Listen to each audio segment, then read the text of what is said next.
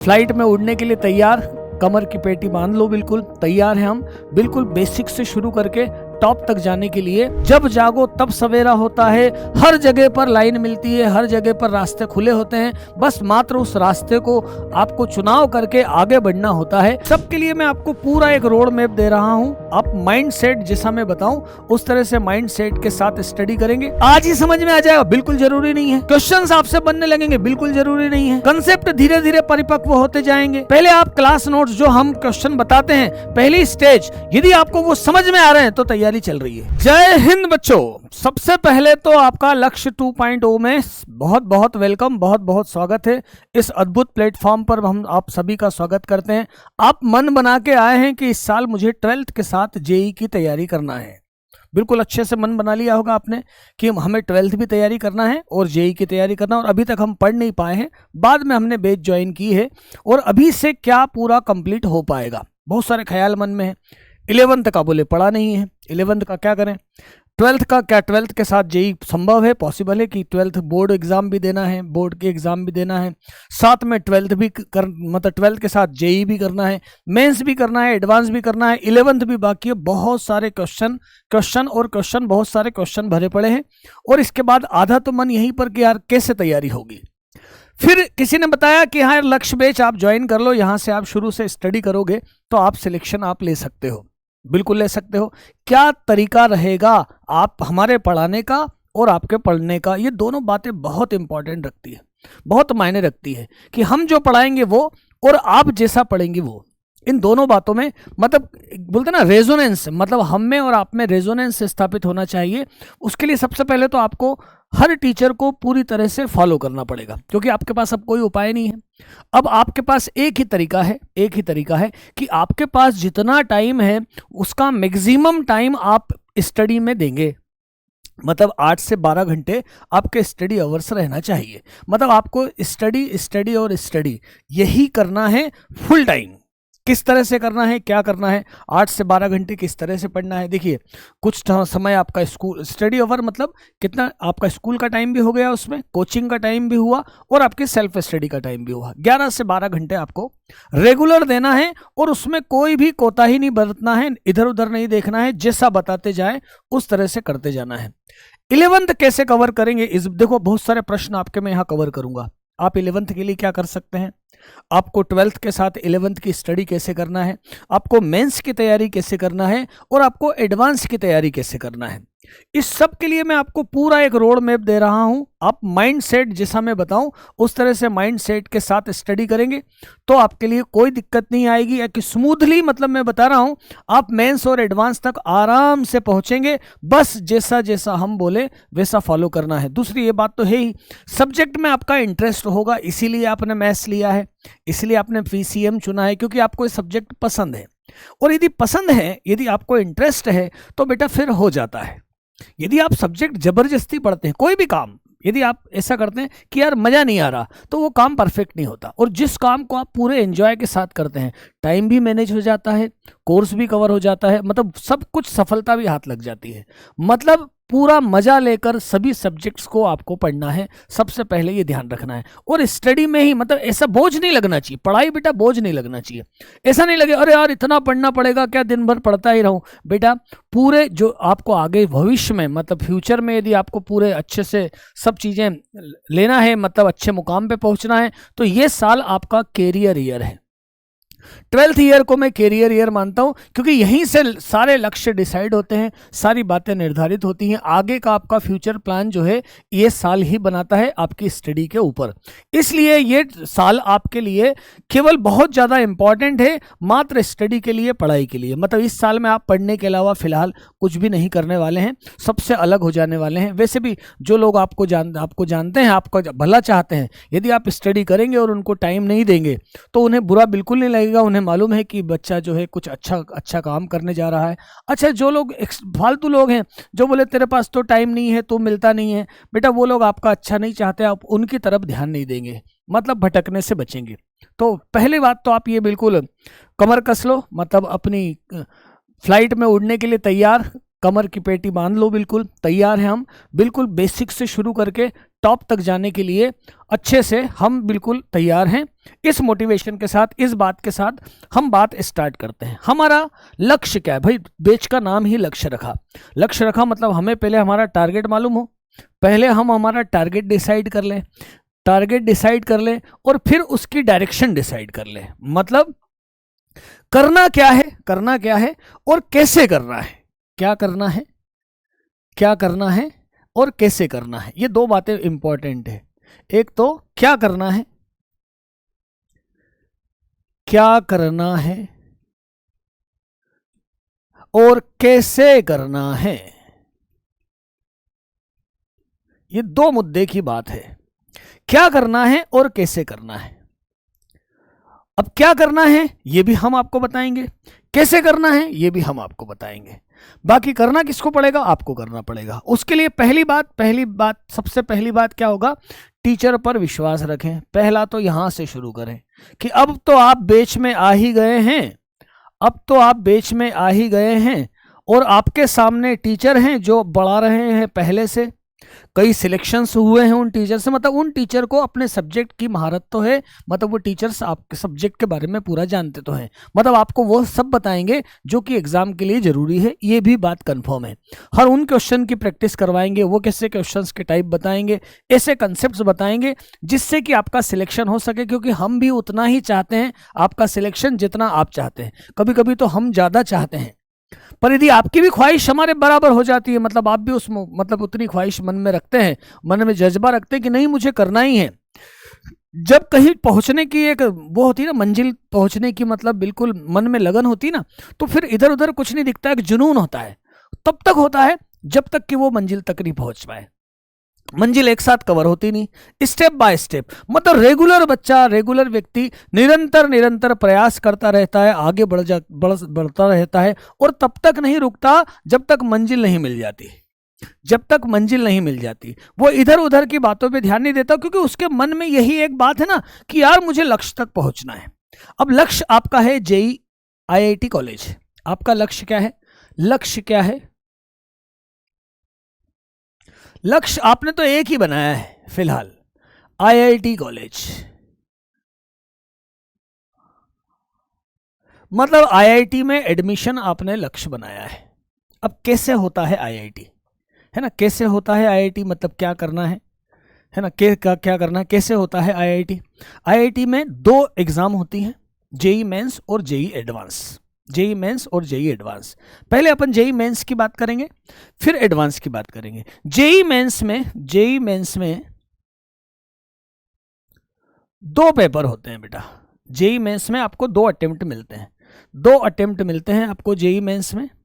एक अटेम्प्ट है ना, 2 अटेम्प्ट्स मिलते हैं, 2 अटेम्प्ट मिलेंगे आपको, 2 बार आपका चांस मिलेगा। एक बार आपको मिलेगा जनवरी में,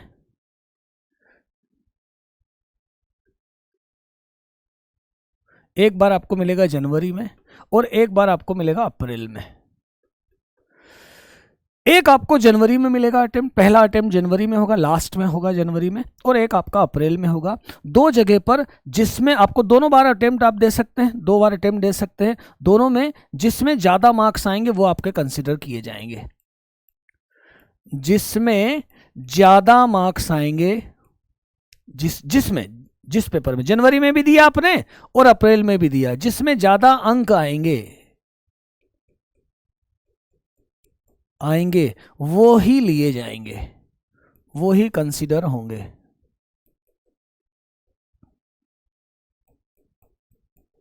मतलब आप जनवरी में भी अटेम्प्ट देते हैं, जनवरी में आपके जैसे मान लो 200 मार्क्स आए, अप्रैल में आपके 180 मार्क्स आए, तो ऐसा नहीं, जो 200 मार्क्स हैं वही कंसीडर किए जाएंगे। इन दोनों अटेम्प्ट्स में से जिसमें ज़्यादा नंबर आएंगे वो आपके मायने रखेंगे। मतलब आपके पास 2 बार है, 2 आपके पास पड़ाव है, जनवरी और अप्रैल, इन 2 मंथ में आप एग्जाम दे सकते हैं। कैसे एग्जाम में क्या होगा?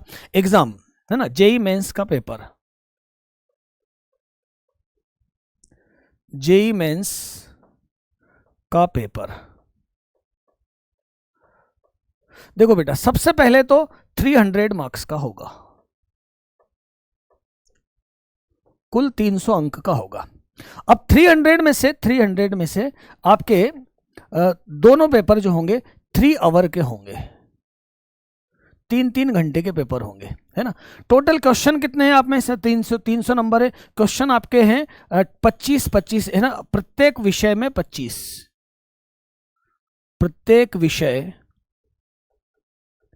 में 15 तो ऑब्जेक्टिव मल्टीपल चॉइस और 15 नहीं 20 सॉरी 20 तो ऑब्जेक्टिव आएंगे, 20 तो आपके ऑब्जेक्टिव होंगे और 5 जो है आपके इंटीजर टाइप होंगे, मतलब पूर्णांक वाले, आपको लिखना पड़ेगा।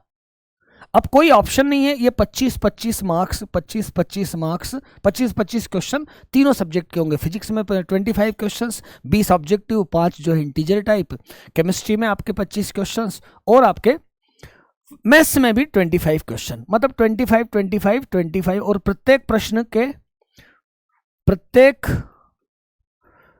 सही प्रश्न 4 अंक देगा, 4 अंक देगा और गलत जवाब, यदि गलत जवाब आपने दिया है तो -1 होगा। सही क्वेश्चन किया 4 नंबर मिलेंगे, एक उसमें गलत हो गया तो -1 मिलेंगे। मतलब क्वेश्चन है ना गलत नहीं करना है। कई बार तो क्या होता है, 4 मतलब आपने 2 क्वेश्चन सही किए और उसके बाद 4 या 8 क्वेश्चन गलत कर दिए, मार्क्स हो गए 0, नेगेटिव में भी मार्किंग चली जाती है। इसका मतलब जो भी प्रश्न हमें पूरा कंफर्म है आता है उसी का जवाब लगाना है, तुक्काबाजी नहीं चलेगी, तुक्काबाजी नहीं चलेगी, तुक्का नहीं चलेगा, नहीं चलेगा। फिर से एक बार देख लो, 2 बार आपके अटेम्प्ट हैं, जनवरी में और अप्रैल में, जनवरी और अप्रैल में। जेई मेंस का जो पेपर है, हर पेपर मतलब आपका 3 घंटे का होगा और 300 अंक का होगा, 25 क्वेश्चन है, मतलब हर सब्जेक्ट को आपको, हर सब्जेक्ट के लिए आपको 1 घंटा मिलेगा। 1 घंटे में आपको 25 क्वेश्चन करना है, 25 क्वेश्चन करना है, मतलब 1 घंटे में आपको एक क्वेश्चन के ऊपर 2 से 2.5 मिनट का टाइम मिलेगा, 2 से 2.5 मिनट के लिए एक क्वेश्चन आपको टाइम मिलेगा। लेकिन बहुत से क्वेश्चन तो ऐसे ना जो थ्योरेटिकल हैं वो सीधे ही हो जाएंगे, तो कुछ क्वेश्चन टाइम कम भी कर लेंगे, कुछ क्वेश्चन में टाइम थोड़ा ज़्यादा भी लगेगा। ये तो पूरा क्राइटेरिया टोटल। अब ऐसा नहीं कि 25 मतलब पूरा 100 मार्क्स आना चाहिए, मतलब 300 तो 300 मार्क्स आना चाहिए। अब क्या क्राइटेरिया सिलेक्शन का ये भी बताता हूँ, पहले एक बार पूरी बात क्लियर। 2 अटेम्प्ट में आपको जेईई मेंस की एग्जाम देना है, जनवरी में और अप्रैल में। जिसमें ज्यादा अंक होंगे वही आपके कंसीडर होंगे। हर पेपर आपका 300 मार्क्स का होगा, 300 नंबर का होगा, 3 घंटे का होगा। प्रत्येक विषय के 25 क्वेश्चन होंगे, हर विषय में 20 तो आपके ऑब्जेक्टिव क्वेश्चन और 5 इंटीजर्स होंगे। उसमें आपको सही प्रश्न 4 अंक देगा और गलत जवाब में -1 हो जाएंगे। इसलिए तुक्का प्रणाली पर भरोसा नहीं रखना है, मतलब हमें गेस नहीं करना है, जो हमें जवाब सही आता है उसी जवाब को हमें करना है। अच्छा, ऐसे ही जेईई एडवांस में बेटा, जेईई एडवांस में बता दूं, जेईई एडवांस में आपको अभी थोड़ा सा आइडिया दे रहा हूं मैं। जेईई एडवांस में 2 पेपर, जेईई एडवांस जो है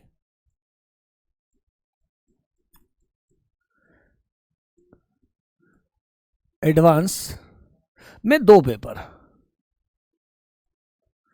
पेपर और 360 मार्क्स,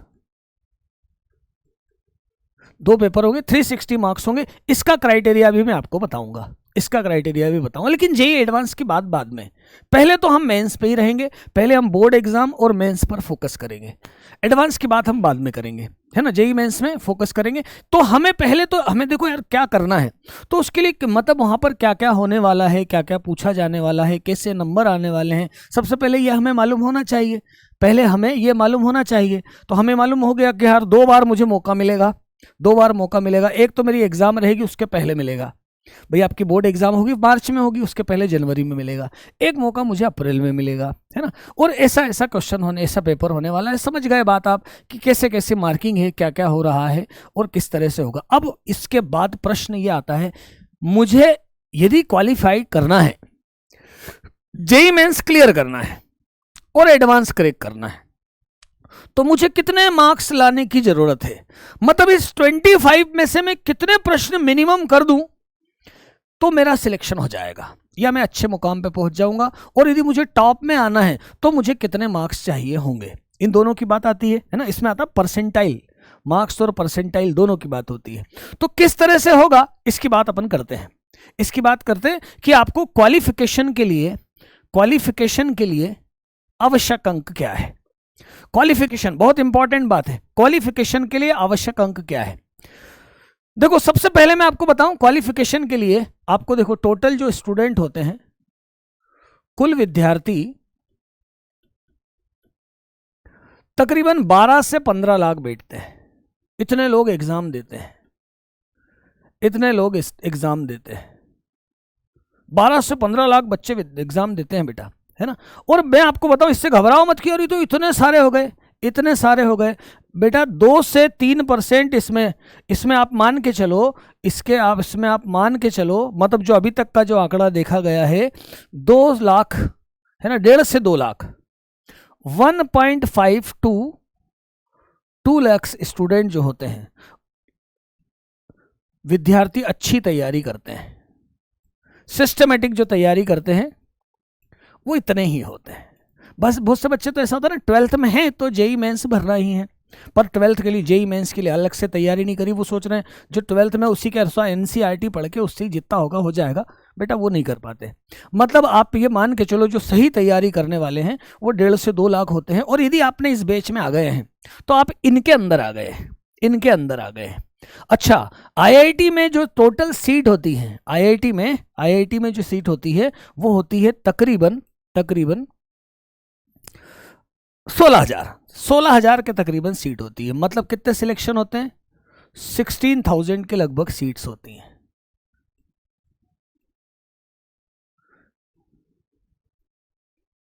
आईआईटी सीट इतनी होती है। लेकिन इसके अलावा भी बहुत सारी चीजें हैं, एनआईटी, आईआईटी, जीएफटीआई और भी बहुत सारे कॉलेजेस होते हैं, बहुत सारी इंजीनियरिंग, वो सब मैं आपको पूरा डिस्क्राइब कर रहा हूं। पर फिलहाल सीधा तरीका तो ये है कि मतलब 12 से 15 लाख में 15 लाख मतलब तकरीबन 0.1% बच्चे जो है वो आईआईटी कॉलेज में पहुंचते हैं। उसमें बहुत सारा यहाँ पर पहले तो बाहर हो गया कि इतने बच्चे तो लगभग तैयारी करने, इनमें पहले तो आ जाओ। इनमें आने का तरीका ये है, 1.5 से 2 लाख में आने का तरीका है कि आप रेगुलर स्टडी हमारे साथ करने लग जाओ। मतलब आपकी तैयारी यदि आपने शुरू कर दी है तो आप अच्छी तैयारी वाले विद्यार्थी में यदि गिने जाने लगे हैं तो सबसे पहले आपको यहाँ पर आप आ गए। अच्छा, इसके साथ आपका सब्जेक्ट में इंटरेस्ट भी है, मजा भी है ना। अब मैं आपको बताता हूँ सिलेक्शन का क्राइटेरिया क्वालिफिकेशन के लिए। देखो बेटा, कुल अंक कितने हैं? कुल अंक हैं आपके 300, है ना। अब देखना, यदि आप एवरेज बता रहा हूं, औसत बता रहा हूं, 240 मार्क्स मतलब तकरीबन 80% मार्क्स लाते हैं तो कितने आ जाएंगे आपके? 1500 के अंदर आप आ जाओगे। मतलब टॉप के 1500 विद्यार्थियों में आप आ जाओगे। टॉप के 1500 मतलब यदि आपने शुरू के 1500 के अंदर आना है आपको, तो आपको तकरीबन 80% स्कोर करना पड़ेगा, है ना। और इस समय आपका बनेगा, मैं यहीं पर बता देता हूं, आपका 99.9 परसेंटाइल बनेगा। परसेंटाइल बोले तो मतलब आप 0.1% विद्यार्थियों से केवल पीछे हैं। भाई से 100 में से कम करो तो 0.1 ही होगा ना। अब 0.1 विद्यार्थियों से ही पीछे, मतलब आपके आगे केवल 0.1% है। और मतलब आपके आगे केवल कहते हैं मतलब 0.1% के अंदर हो आप। 99 मतलब 1 से लेके 1500 बोलो ना मैं, तो ये जो है ना 0.1% विद्यार्थियों के आप अंदर हो तो 99.9 परसेंटाइल होगा। यदि आप एवरेज बता रहा हूं 180 के तकरीबन स्कोर करते हो, मतलब 60% स्कोर करते हो, 60% स्कोर करते हो, 180। देखो अब ये क्या होता है तो आपका परसेंटाइल 99 बन जाता है, 99 परसेंटाइल हो जाता है। कितना परसेंटाइल हो जाता है आपका? 99 परसेंटाइल हो जाता है। फिर से ध्यान से सुनो, 300 का पेपर है, है ना। इससे हमें ये मालूम पड़ेगा कि मिनिमम हम कितना करें, कैसे करें। तो आपका 300 का पेपर है, उसमें से यदि आपने 240 तक नंबर ले आए, पेपर का आइडिया हो गया। अब मार्क्स की बात कर रहे हैं, 240 के अंदर नंबर ले आए आप, 240 तक आ गए, बताओ 80% तक, तो आप 0.1 मतलब कितने 1500 विद्यार्थियों के अंदर अंदर आ जाएंगे। शुरू के मतलब क्रीम कैटेगरी में आप आ जाएंगे, 80% है। तो यदि आप 60% तक कवर कर लेते हो, 60% तक, तो आप मान के चलो आप जो है 15,000 के अंदर आ जाओगे, 15,000 के अंदर आ जाओगे 60% में। जरा समझना, केवल 60% और आप 15,000 विद्यार्थियों के अंदर, मतलब आपका एक अच्छा एनआईटी, अच्छा आईआईटी, अच्छा जीएफटीआई, अच्छे कॉलेजेस तो मिल ही सकते हैं, और आईआईटी में तो आप एग्जाम तो दे ही सकते हो। मतलब इतना तकरीबन आपने 60% स्कोर किया, यदि 60% के तकरीबन स्कोर कर लिया। अब देखो कुछ पेपर में 150% पर ही 99 परसेंटाइल बन जाता है, कुछ पेपर में अब 200 मार्क्स तक भी परसेंटाइल चला जाता है, 200 मार्क्स पे 99%, मतलब आप अब 1% विद्यार्थियों से बाद में हो, मतलब यहां पर आ गए आप, है ना। मतलब 15,000 के तकरीबन 15,000 तक आप पहुंच जाओगे, 15,000 विद्यार्थियों के अंदर अंदर आ सकते हो, थोड़ा बहुत कम ज्यादा हो सकता है, ये मैं एवरेज बता रहा हूं इतना। और यदि आपने तकरीबन मतलब 100, देखो एक एवरेज देखा गया है, तो 120, 110 से 120 पर तक आप लेके आ गए, 120 आ गए, मतलब आपका तकरीबन 40 से 50%, ऐसा समझ लो यार, 40 से 50% ले आते हो तो आप 1 लाख के अंदर तो आराम से आ जाओगे, है ना। 1 लाख के अंदर आ जाओगे, और जब आप 1 लाख के अंदर आ जाते हो तो आप, है ना, काय के लिए, किसके लिए, आप आईआईटी के लिए, मतलब आईआईटी एडवांस देने के लिए क्वालिफाई हो जाते हो। मतलब आपने 50% तक भी स्कोरिंग पहुंचा दिया तो आप एडवांस देने के लिए क्वालिफाई हो जाते हो। अच्छा, एडवांस की क्वालिफिकेशन बेटा,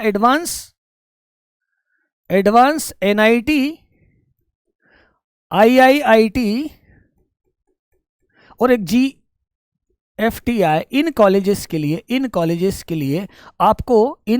लिए आपको बोर्ड में 75% कंपलसरी है।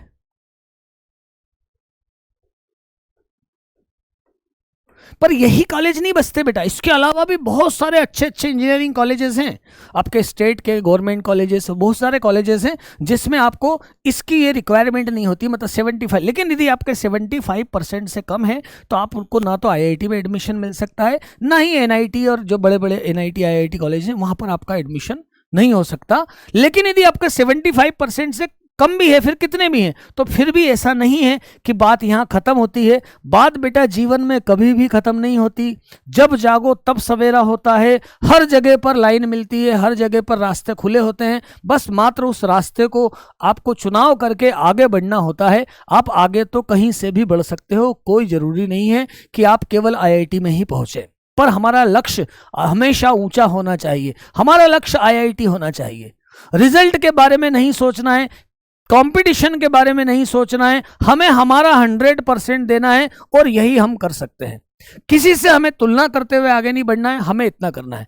तो क्वालिफिकेशन के लिए मैंने एवरेज क्राइटेरिया देखा, तो मुझे यह समझ में आया कि 40 से 50% यदि मैं इतना भी ले आता हूं तो मैं एडवांस भी दे पाऊंगा, मतलब एडवांस में फिर भी मेरा आईआईटी में जाने के चांसेस होंगे।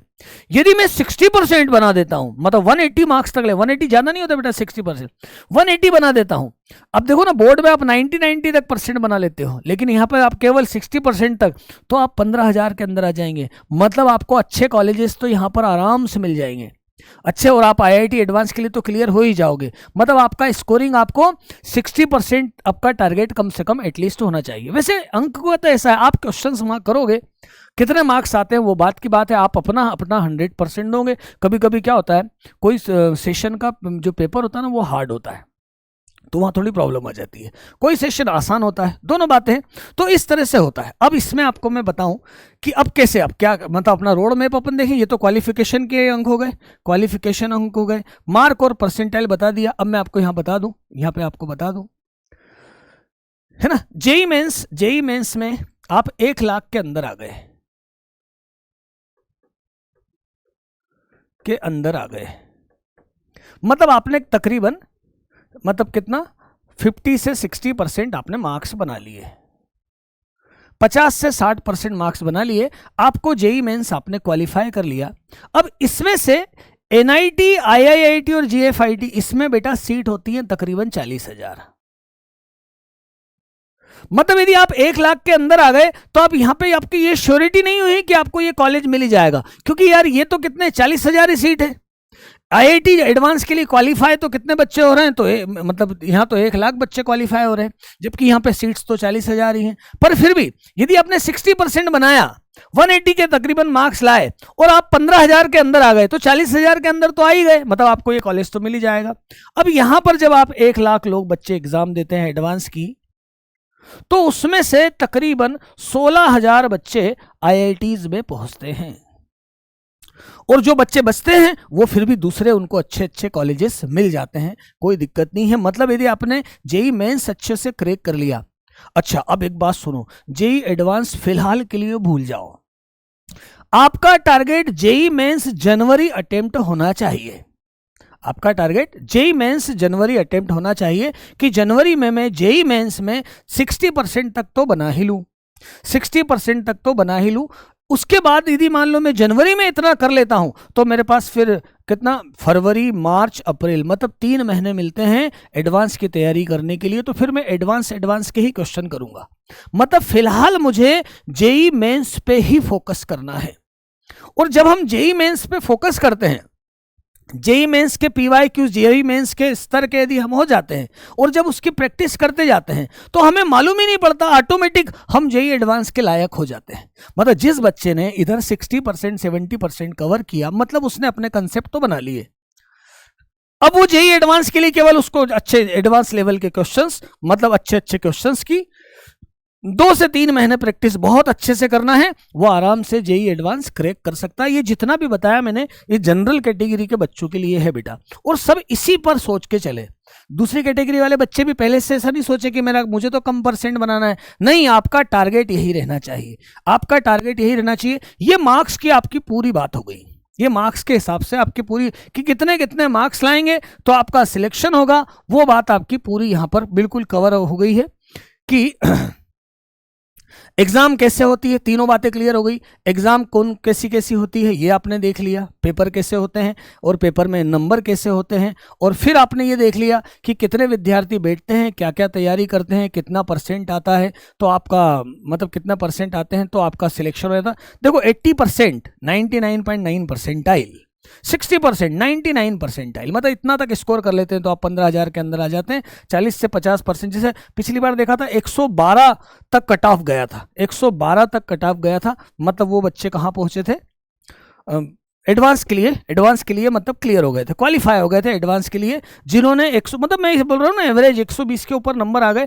तो एडवांस के लिए आप क्वालिफाई हो जाएंगे, एक अच्छा कॉलेज भी मिल जाएगा। हाँ, एनआईटी, आईआईटी इस कॉलेज के लिए आपको कम से कम 40,000 के अंदर आना पड़ेगा। 40,000 के अंदर आओगे तो आप वहां पर भी पहुंच सकते हो। अब कैसे होगा, बोले इसमें 11th का इंपॉर्टेंस कितना है, 11th का इंपॉर्टेंस कितना है, 11th का क्या करें, क्योंकि हम तो 12th में आ गए हैं और अब स्टडी भी हमने बैच भी जुलाई से चालू किया है। अब कैसे पूरा सब हो पाएगा, कवर हो पाएगा, अब जरा इस रोड मैप को समझेंगे। 11th का महत्व, 11th का महत्व है बेटा 45%। मतलब ऐसा मान के चलो कि जो 12th का कोर्स है, 12th का कोर्स है वो तकरीबन 55, मतलब थोड़ा सा कम ज्यादा हो सकता है, 55%, और 11th का जो पार्ट है, 11th का जो पार्ट है वो तकरीबन 45% आता है।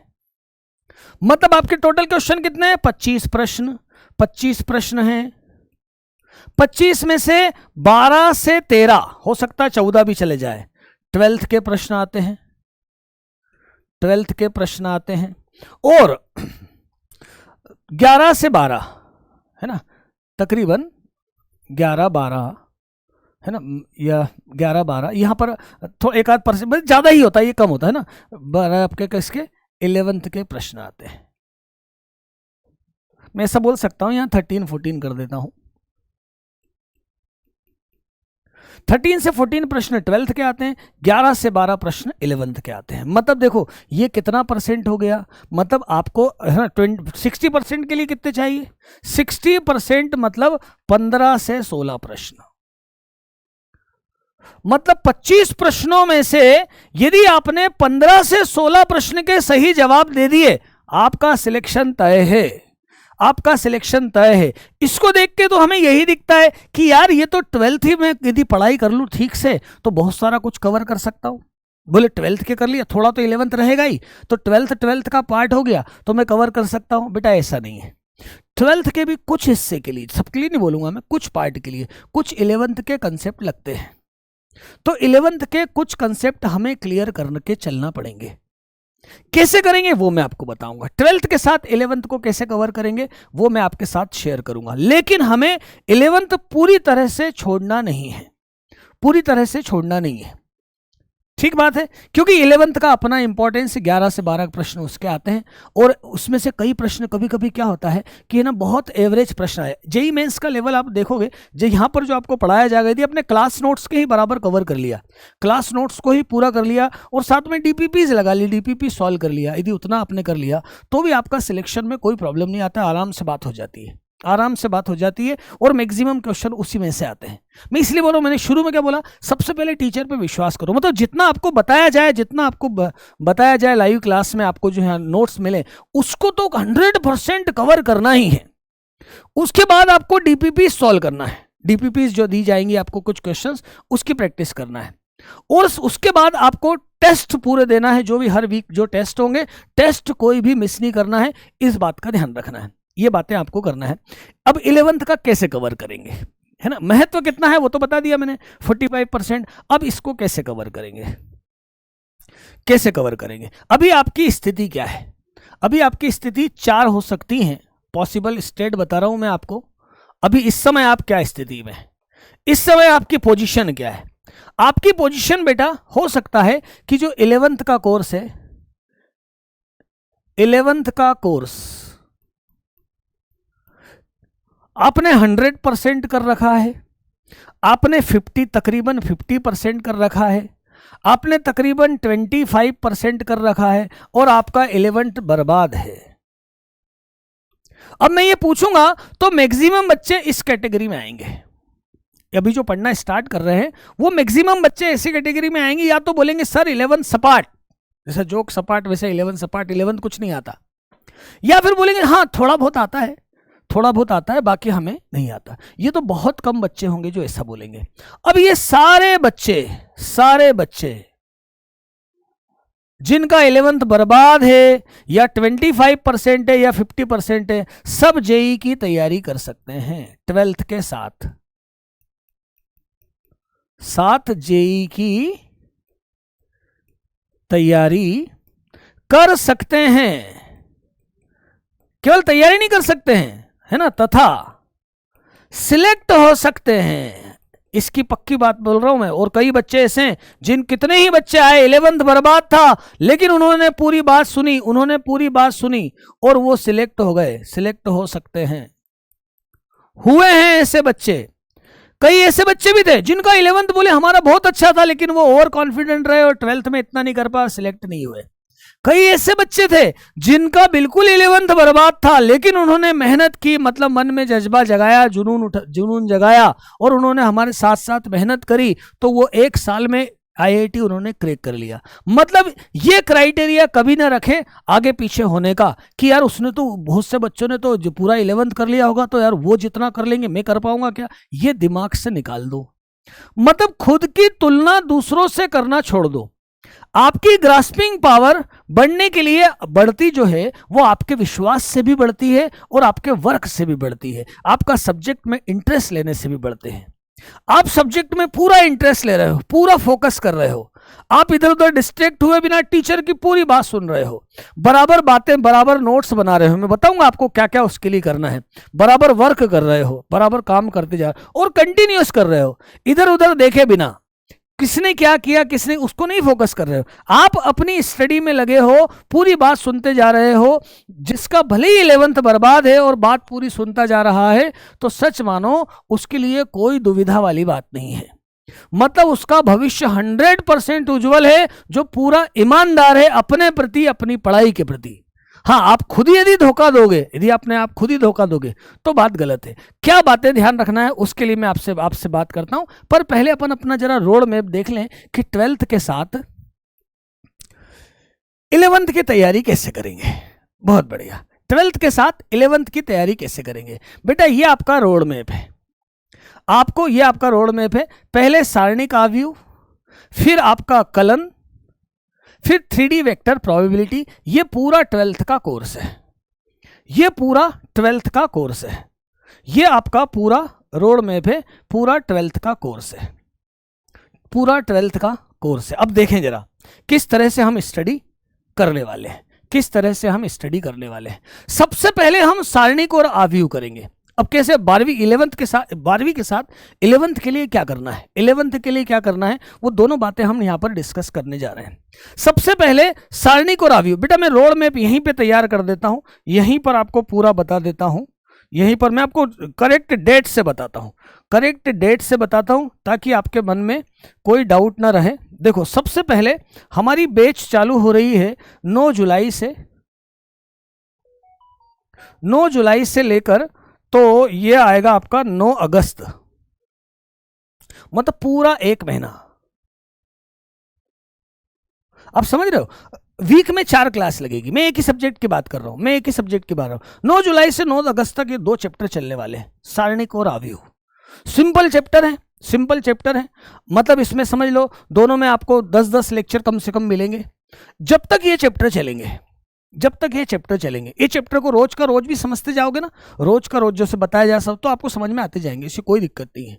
ईमानदारी से क्वेश्चंस करोगे ना, अच्छा क्वेश्चन एकदम से नहीं बनेंगे पर आप प्रैक्टिस करते जाओगे तो बनने लगेंगे। तो ये 2 चैप्टर जब तक चलेंगे, इसमें 11th का उपयोग बहुत कम है, इसमें 11th का यूज न के बराबर है। इस समय आपको 11th में क्या क्या पढ़ना है, जब तक ये चलेगा बीच में टाइम निकाल के, ये चैप्टर तो साथ साथ करते ही जाओगे, बीच में टाइम निकाल के आपको एक तो करना है बेसिक मैथ्स। बोले क्या क्या करना है, कैसे करना है बेसिक मैथ्स। तो बेसिक मैथ्स में एक तो असमीकाओं के बारे में, असमीकाएं है ना, फिर उसके बाद आपका मॉडुलस फंक्शन, मापांक फलन और लघुगणक, इन 3 पे फोकस करना है। एक एक लेक्चर में आपको मिल जाएंगे। अब इसके लिए मालूम क्या कर सकते हैं आप, इसके लिए क्या कर सकते हैं, इन तीनों टॉपिक के लिए देखो जहां जहां जरूरत पड़ती जाएगी, जैसे असमीकाओं को हल करने की जरूरत पड़ेगी तो जब जब चैप्टर में जरूरत पड़ती जाएगी हम पहले उस पर डिस्कस जरूर करेंगे। लेकिन आप चाहते हो आपको और मजबूती से आए तो इसको बेटा आप 11th, आपके पास 11th अर्जुना बैच मिली हुई है, आपके पास 2 ऑप्शन है।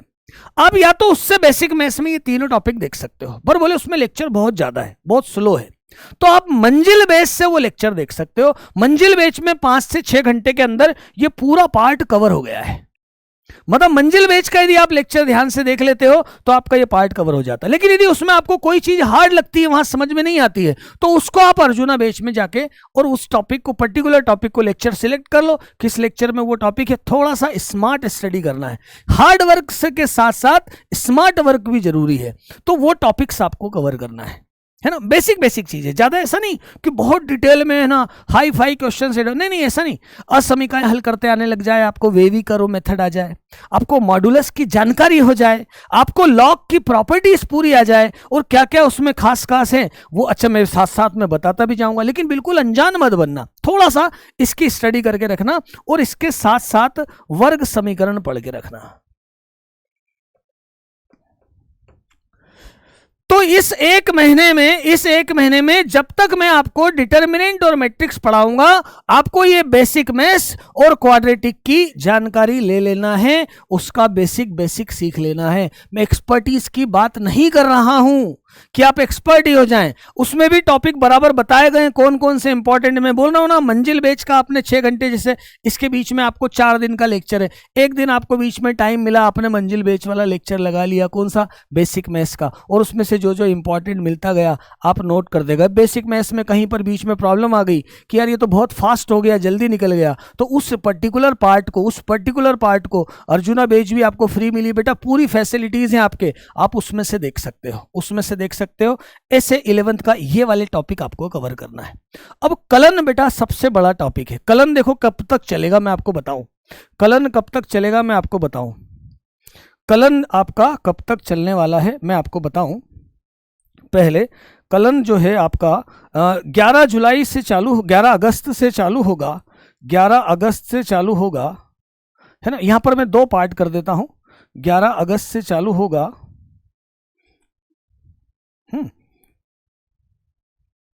11 अगस्त से चालू होगा। और ये अवकलन, अवकलन में पहले पूरा टाइम बता देता हूं, फिर उसके पार्ट कर दूंगा, फिर उसके पार्ट कर दूंगा।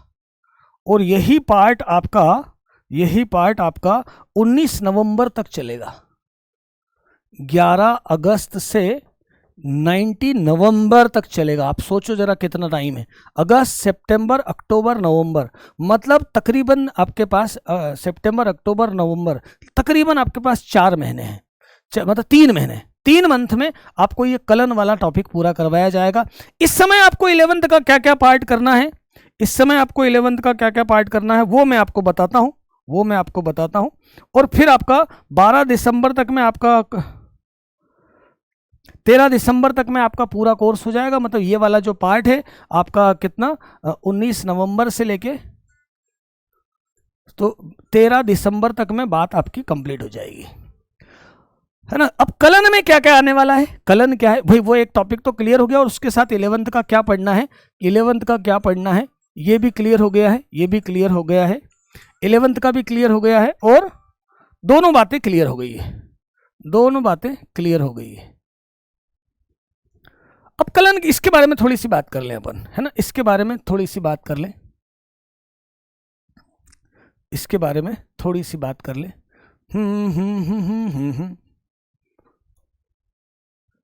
है ना। पहला तो क्या हो गया अपना 9 जुलाई से 9 अगस्त की बात हो गई थी, और इसमें आपको क्या डिटर्मिनेंट, सारणिक और आव्यूह करना है ना। और 11th का जो है इसमें पार्ट आपको जो करना है, 11th का जो पार्ट करना है वो कौन सा है,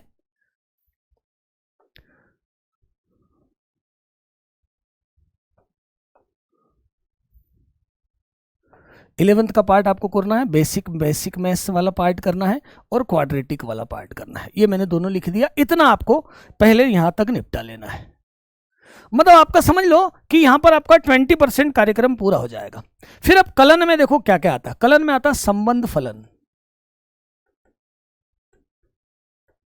संबंध और फलन, है ना। फिर ITF, प्रतिलोम त्रिकोणमिति फलन, प्रतिलोम त्रिकोणमिति फलन। फिर आता है आपका लिमिट, कंटिन्यूटी, डिफरेंशियबिलिटी। फलन क्या, सीमा, सातत्यता, अवकलनीयता, सीमा, सातत्यता, अवकलनीयता, अवकलनीयता। जब बेटा ये चलेगा, है ना यार, ये मुझे यहां लिखना था, ये मुझे यहां लिखना था, है ना। संबंध फलन, फलन ITF और आपका क्या बताया मैंने, सीमा, सातत्यता, अवकलनीयता, सीमा, कंटिन्यूटी और डिफरेंशियबिलिटी शॉर्टकट में लिख दिया मैंने।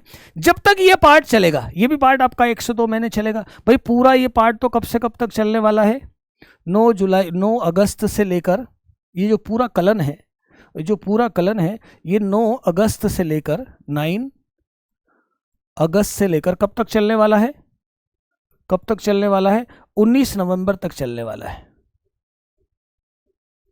ये पार्ट तकरीबन आपका अगस्त पूरा लेगा, और सितंबर का कुछ हिस्सा होगा, 10 सितंबर तक बात जाएगी। इस समय आपको ट्रिग्नोमेट्री पढ़ लेना है, और तरीका वही। और ट्रिग्नोमेट्री में भी मालूम है, ट्रिग्नोमेट्रिक इक्वेशन से नहीं, केवल ट्रिग्नोमेट्रिक फंक्शन से पढ़ना है।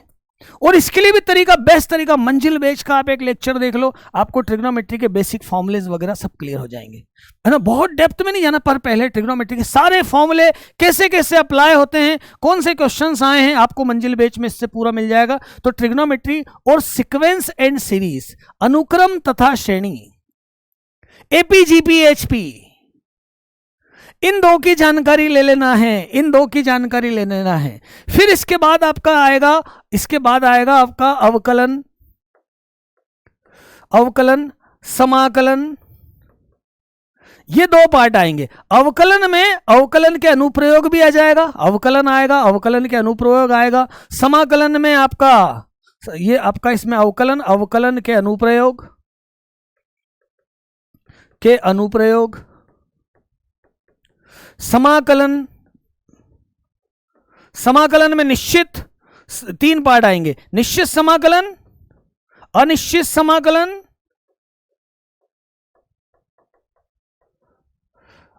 निश्चित समाकलन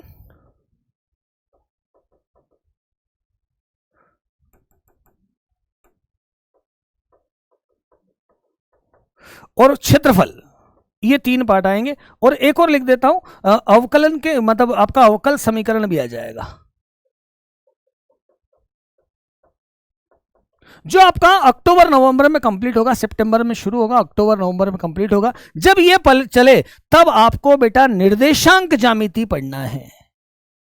अब निर्देशांक ज्यामिति बोले तो, निर्देशांक ज्यामिति बोले तो देखो, पहले सरल रेखा, पहले निर्देशांक के सूत्र सरल रेखा और वृत्त, इन दो को पढ़ना है।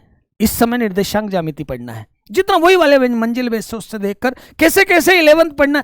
ऐसा नहीं है कि जो आपको चैप्टर जब मैं बताऊंगा उसमें जो 11th के कंसेप्ट लगेंगे वो हम पढ़ेंगे ही, लेकिन फिर भी आपको इन बातों, फिर भी आपको ये मैं जो टारगेट बता रहा हूं ये देख लेना है। और जब लास्ट में आपका कब से 19 नवंबर से 13 दिसंबर तक आपकी क्लास चलेगी। इस समय आपको चलेगा 3D, वेक्टर और आपका प्रोबेबिलिटी। तो इस समय आपको क्या करना है, 11th का क्या पढ़ना है, 11th का एक तो आपको देख लेना कोनिक, ज्यादा नहीं देखना है, शांकव देखना है, ये भी मंजिल बेस से आप देख सकते हो। और PNC, परमुटेशन कॉम्बिनेशन, इसमें इसकी जरूरत पड़ेगी, परमुटेशन कॉम्बिनेशन। और साथ में लास्ट में जो टाइम मिले आप उसमें यहां पे बाइनोमियल थ्योरम भी आएगा, बाइनोमियल द्विपद प्रमेय, बाइनोमियल थ्योरम। और लास्ट में आपका बाइनोमियल थ्योरम के साथ में आपके कॉम्प्लेक्स नंबर। ये आप 13 दिसंबर के बाद जो 2-4 दिन है उसको 2-4 दिन इसको कवर कर सकते हो, कॉम्प्लेक्स नंबर और साथ में स्टैटिस्टिक्स, सांख्यिकी। कौन सा, सांख्यिकी वाला पार्ट। एक पार्ट बच गया बेटा जो आपको पहले करना पड़ेगा, मैं यहां पे बता दूं, संबंध फलन के साथ समुच्चय सिद्धांत आप एक थ्योरी जरूर पढ़ के रख लेना। इतना आपको ऐसा 12th के साथ 11th रिवाइज करना है, ये मैंने आपको बताया। पर मैं ऐसा नहीं बोल रहा हूं कि ये चैप्टर को बहुत ही ज्यादा डेप्थ में आप जाके पढ़ो। मैं आपसे ये बोल रहा हूं कि इसके बारे में आपको पूरी एवरेज जानकारी होना सफिशिएंट है, क्योंकि हम इसके बाद जब रिवीजन करेंगे दिसंबर 13 जब एग्जाम आपकी क्लास हो जाएगी, उस रिवीजन में आपको जो एक्स्ट्रा 11th के जैसे जैसे क्वेश्चन टॉपिक वाइज चाहिए वो हम आपको बताएंगे। इसलिए आपने यदि इनको एवरेज भी पहले करके रख लिया तो रिवीजन में आपके मैं ऐसे क्वेश्चंस आपको बता दूंगा कि आप मेंस में बहुत आसानी से 11th में आए हुए क्वेश्चन कर सकते हैं। यदि आपने कितने समय देना, 6 महीने, आपने यदि पूरा ध्यान दिया और इतना पार्ट यदि आपने अच्छे से कवर कर लिया, आप मान के चलो आपके सिलेक्शन में कोई भी दिक्कत नहीं है, कोई दिक्कत नहीं है। कैसे पढ़ना है, कैसे पढ़ना है बोले, ये तो बात हो गई। चलो कैसा रोड मैप भी बन गया, शुरू में अच्छा लगा कि यार अच्छा टाइम भी अच्छा खासा सब सब्जेक्ट को मिल रहा है, मतलब हर चैप्टर को मिल रहा है। कैसे पढ़ना है, अब ये बात की बात करें। सबसे पहले तो बेटा लाइव लेक्चर ही अटेंड करना है। कोई भी लेक्चर कोशिश करना कि मतलब ऐसी कसम खा लो कि यार मैं लेक्चर तो सारे लाइव अटेंड करूंगा। जितने भी बच्चे सिलेक्ट हुए हैं उनमें सबसे पहला यही था कि वो लाइव लेक्चर अटेंड करते थे। लाइव लेक्चर अटेंड करना है। कोई बाय चांस आ जाए कि आपको लाइव नहीं कर पाए तो बात अलग है, अदरवाइज अदर इमरजेंसी की बात अलग है, पर आपको लाइव लेक्चर ही अटेंड करना। ऐसा नहीं सोचना है कि मैं तो बहुत तेज हूं, बाद में ना उसको फास्ट ट्रैक पे देख लूंगा, 2 की स्पीड में देख लूंगा, समझ लूंगा। ओवर कॉन्फिडेंस से बचना है, लाइव लेक्चर अटेंड करना है और उसी समय बेटा नोट्स बनाना है, पूरे नहीं तकरीबन 50 से 60%। 2 कॉपी बना के रखना है, एक रफ कॉपी, एक क्लास नोट्स कॉपी।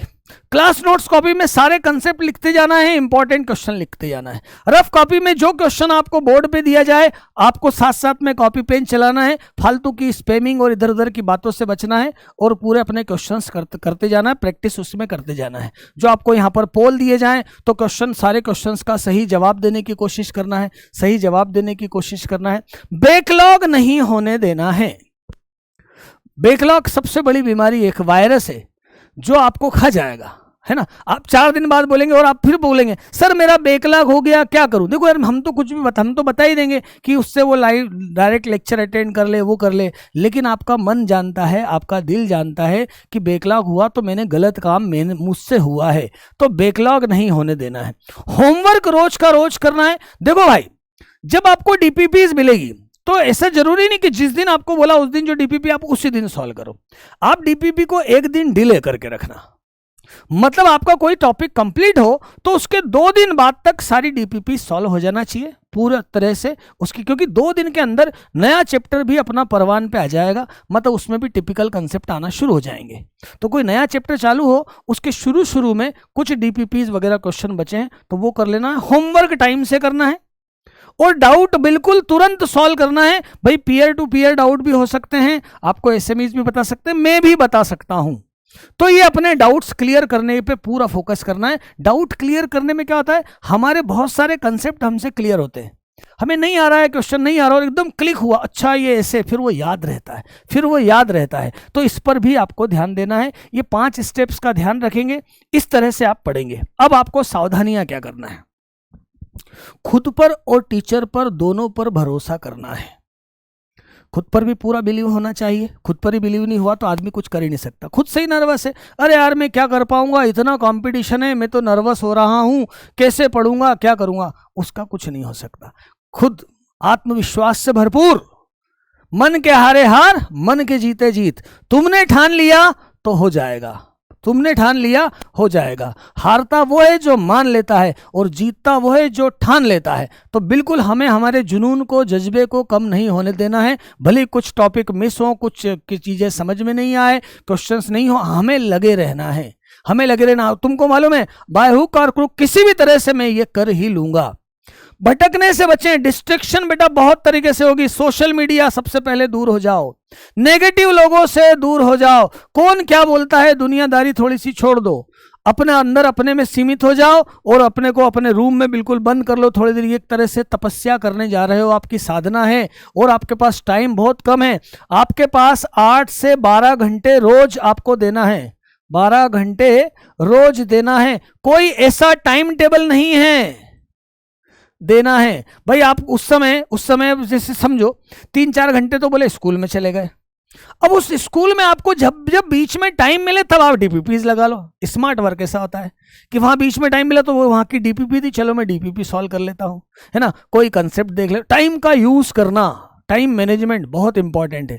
जब क्लास चलेगी तब तो आपको पूरा अपनी क्लास पर फोकस करना ही है ना। मतलब 3 से 4 घंटे, 3 से 8 से 4, इसमें 4 घंटे 4 सेशन में बांट देता हूं, 4 सेशन में बांट देता हूं। ये स्कूल है ना, ये क्लास और ये सेल्फ स्टडी, ये आपकी सेल्फ स्टडी।